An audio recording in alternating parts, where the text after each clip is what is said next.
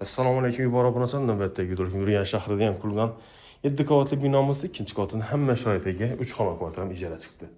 Lokatsiyam Al-Xorazm diagnostika областной hokimiyat, областной soliq idorasi, oshxona mebellari, katta hajmli do'kontining kotellar, pechkalarimiz deydi, kir mashinamiz hamma komfortli deb tuzib qo'ydi. Xolodilniklarimiz fotorak odam, yine ajoyib oshxona mebellari.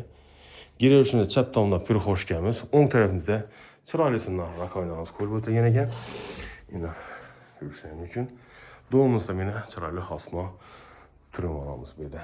Rakovina, kirmoshi, mumtoz vannamiz bor ekan. Beldan ham chiroyli deb o'tilgan ekan. Pastdagi potoklarimiz natijada faqat ijara sotilmaydi o'g'llar. Kattalar spanisi.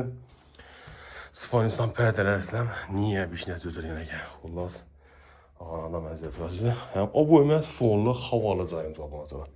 İndiki növbət mehmanxanamız görüşünə mümkün. Mehmanxanamızdan həmmə şəraitə var. Onun tərəfində tıvız zonamız. Bir də əcayipən Özbek yanəti 4 dənə körpəcə yastıqları, xan taxtalar, bir də kondisionerlər var ki. Shivaki brendini gələn. Benim sənə fujur qoymaq pastat gələm bu ki. İndiki növbətə gəlsək, birimiz DC xanamız. Edelim kəmçiklər var, saxlaq belə giləmləri döşər. Əzəblərdə dərs almaq stolumsan var.